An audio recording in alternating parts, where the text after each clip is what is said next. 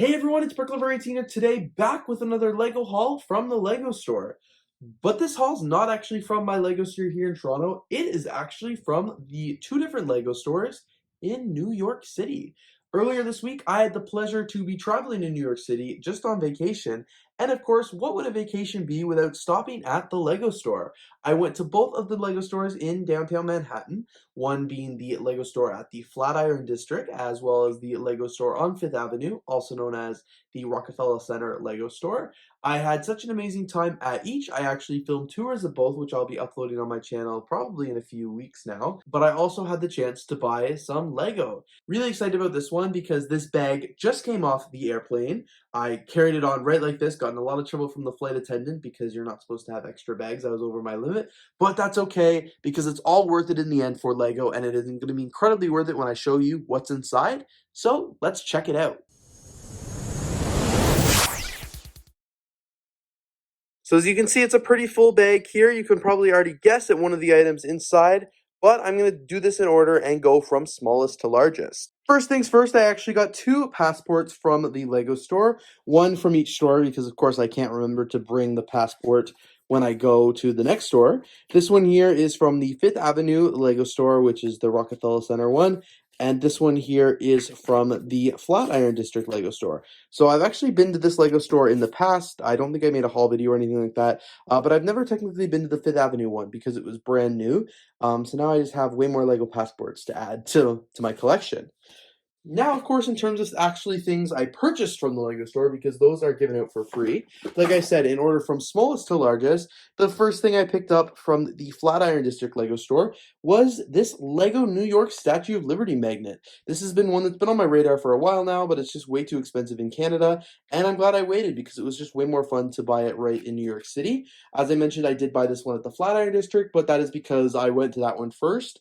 They actually did have it at the Fifth Avenue LEGO store as well, but when I saw it at Flatiron and I knew I wanted to buy it, I just went ahead and got it there just in case they didn't have it at the Fifth Avenue one and I didn't want to have to go back to Flatiron for absolutely no reason. The next thing I did pick up from the LEGO store as well, this one's also from the Flatiron District, is the LEGO Statue of Liberty keychain that I've also wanted. So this was a minifigure. It is honestly the exact same as this keychain here, but of course it's New York, one I didn't have in my LEGO collection. I don't have a ton of LEGO keychains, but I was obviously not going to miss out on this one because I do have the other New York ones as well. They also had this at both LEGO stores. Another one of the keychains they did have was the I Heart New York minifigure one, and the reason I didn't pick that one up is because I actually bought it last time I was in New York City a few years ago. So I just picked up these two New York-based sets this time, but like I said, they did have the Statue of Liberty brickhead. They also had the New York I Heart New York minifigure, and they also had the taxi cars. So they did have a few exclusive, I would say, New York City sets that you wouldn't find in a regular LEGO store, which is really awesome. The next thing that I purchased, this one's actually from the Rockefeller Center LEGO store, is this pre-built minifigure pack. I just saw those there. I thought it was really neat. I've never really seen LEGO do pre-built ones. These parts were actually not available on the build a minifigure section, so they were fully customized, and I just thought they were really cool. As you can see, this one here looks like a Care Bear, and then we've got a chicken, and then some kind of fairy, and it does have the New York torso on the inside as well, which I thought was really neat. I think I do have a few of that New York torso just from previous times I've been to New York City and to that LEGO store, but I did like the fact that these minifigures were pre-built with just parts that you couldn't get in the regular BAM section, and they had a whole bunch of these with identical minifigures. So of course I did go and pick this one up. It was the exact same price as the BAM section. The next thing I got from this LEGO haul, this one's also from the Fifth Avenue LEGO store, is another LEGO Minifigure Factory customized minifigure.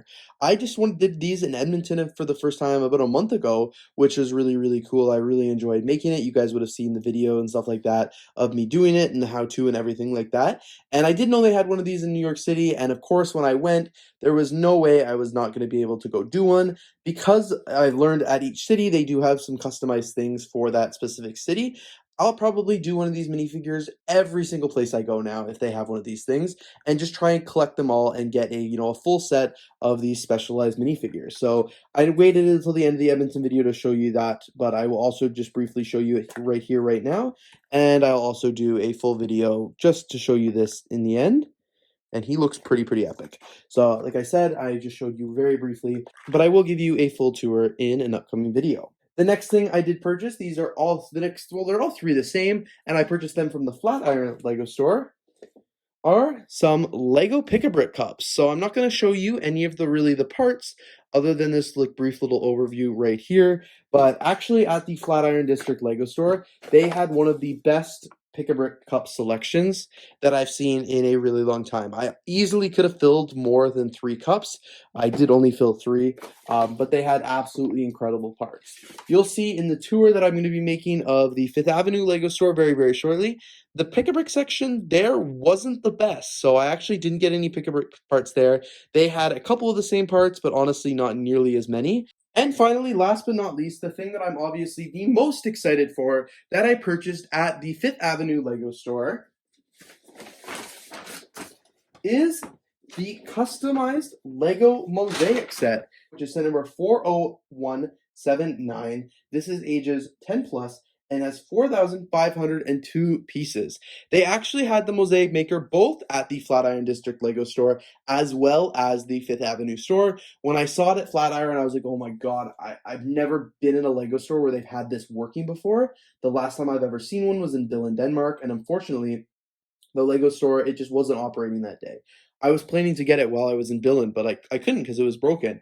So I've never seen one operating since, and then I see it at the Flatiron District, and I'm like, oh, I really, really want to do that. But I decided no, because it was early in the morning. The Flatiron District Lego store was the first stop on my day, and I had a full itinerary of things I wanted to do that day. So I didn't want to be carrying such a large set around. I hoped, and I had a feeling that they also had one at Fifth Avenue. But worst case scenario, I told myself that I may end up, going back to the Flatiron store, or of course, I could just save it for next time because it is quite expensive. This cost me about $200 Canadian. But then, of course, I went to the Fifth Avenue Lego store, and they had this in stock. So I purchased it. Really, really excited about that. I also filmed a full video showing how I'm, made this, going through the entire process, which I will have to upload in due time as well. All in all, I am super excited to get building with some of these, both the PickABrick parts, and I'm super excited to build that personalized mosaic. I haven't built a Lego art piece in an incredibly long time, so I'm super excited to get started there. I've actually got some really cool plans for that. So like I said, I will be doing a video about not just the whole process of actually getting it, but I'll also be doing an unboxing of the set and probably a building vlog because I'm just so excited to get that started and get that rolling. But anyway, guys, thank you so much for checking out my Lego store haul from New York City. If you guys are going to New York City anytime in the near future, definitely check out both of these Lego stores. They're honestly so different from each other. The Flatiron Lego store, which I'll talk about in the tour, is very similar to a regular Lego store. It doesn't really matter where it is, it just feels similar. Obviously, it's got a few nicer builds because it's a big store in New York City, but nothing other than that insanely special. And then, of course, the Lego store on Fifth Avenue, that's a totally different shopping experience. That one, I would say, is more focused on the actual experience at the Lego store and the builds and the designs and the product displays than it necessarily is on shopping. I'd be actually really curious to see their numbers compared to like their sales between the two stores, just because the Fifth Avenue one was really quite the experience. And I can't wait to talk about that in a little bit more when I make that video, because it was really, really neat. It was my first time at that one. I had been to the Rockefeller Center one before, and I didn't even realize they had completely moved locations and done a whole different, whole different store. But can't wait to talk about that, and I'll do that in a later video. But anyway, thank you guys so much for watching this video. If you did enjoy, please don't forget to leave a like, comment, and of course, subscribe.